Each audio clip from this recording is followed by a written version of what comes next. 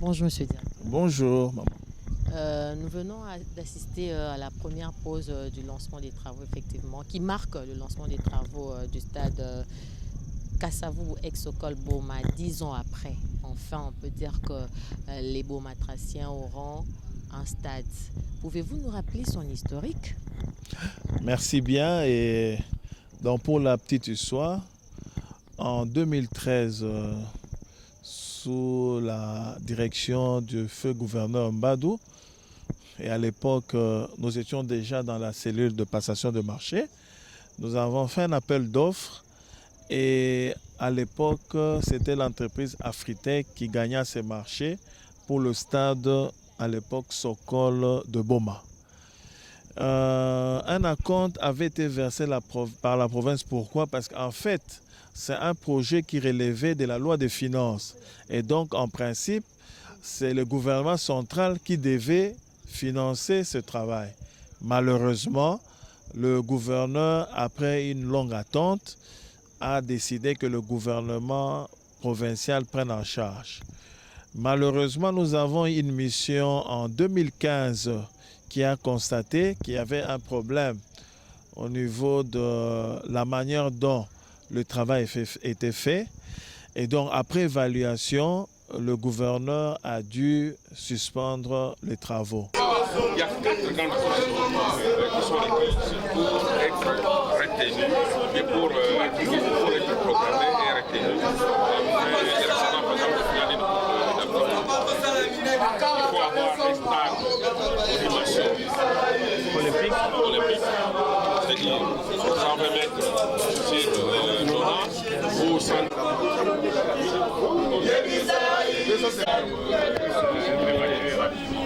Donc voilà les 4 conditions. Donc ce qui fait que pour le moment, à part Kinshasa, c'est le bas Congo qui va réunir. Et c'est ainsi ici, nous saluons sincèrement l'apport de son Excellence le gouverneur Guy Bandou, qui décida au mois de novembre 2022 finalement de parler un peu avec Afritech pour voir quel était le problème. Et il s'en est suivi, après négociation et tractation, un acte transactionnel qui a amené Afritech de se mettre de côté et accepter de laisser le projet. Et donc chez nous, en marché public, du point de vue légal, nous avons maintenant la possibilité de rendre ces marchés infructueux et de pouvoir faire un marché de gré à gré. Et c'est dans ces cadres que Mango International a été choisi compte tenu de l'expertise et de l'expérience. Donc aujourd'hui, nous avons Mango International qui va effectuer le travail et nous avons pris comme contrôle et surveillance une entreprise expérimentée aussi, l'Agence congolaise de grands travaux.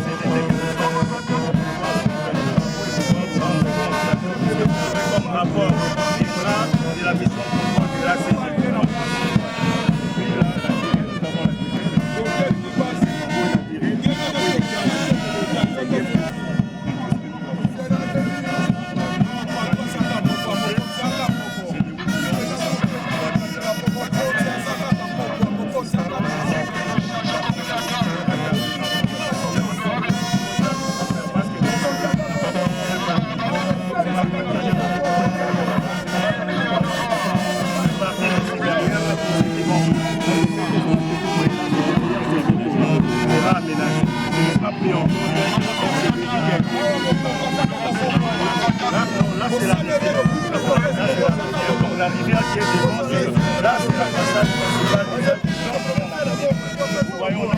Voilà un peu en résumé. Et Dieu merci, nous avons reçu un premier compte venant du gouvernement central et une première parce que depuis 2013, nous n'avons reçu aucun rond et il y a 500 000 qui a été versé à l'entreprise, directement à l'entreprise pour commencer. C'est dans ce cadre-là qu'aujourd'hui, le gouverneur de province est passé à Boma au nom de la promesse de campagne du chef de l'État qui, vous savez, la population criait stade et je crois que cette fois-ci, c'est un bon départ.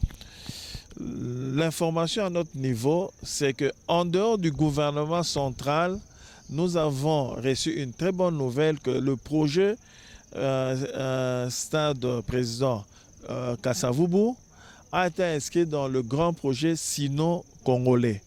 Et c'est un grand projet qui a assez de fonds et nous pensons que cette fois, le paiement va suivre parce que c'est ce qui pose toujours de problèmes. Monsieur le directeur, la question aussi est celle de savoir de Afritech à Mongo.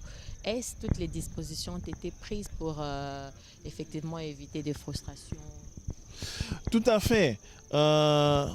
Aujourd'hui, si le gouverneur de province s'est présenté au stade, c'est que nous avons applané tous les différents. Il y a un document officiel et je pourrais mettre à votre disposition qui a été signé par le gouvernement provincial et l'entreprise Afritech et ce document s'appelle acte transactionnel, c'est-à-dire Afritech accepte de se retirer de projet moyennant des conditions que la province a trouvé des conditions acceptables. Donc il n'y a pas de problème à ce niveau.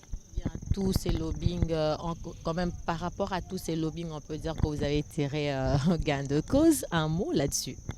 D'abord, c'est ici, je profite de cette occasion pour remercier d'abord toutes les intelligences parce qu'il faut dire que c'était l'apport de plusieurs personnalités et aujourd'hui, je crois que nous voulons remercier les Bomatraciens d'abord parce que depuis 2013 sans stade, mais la population a quand même été patiente. Nous remercions toutes les autorités et ici nous profitons pour remercier son Excellence le Président de la République, Antoine Félix Tshilombo, parce que juste après son passage, une réalisation a été faite. Nous remercions le gouverneur de province qui a eu cette initiative louable de pouvoir remettre ces projets sur table.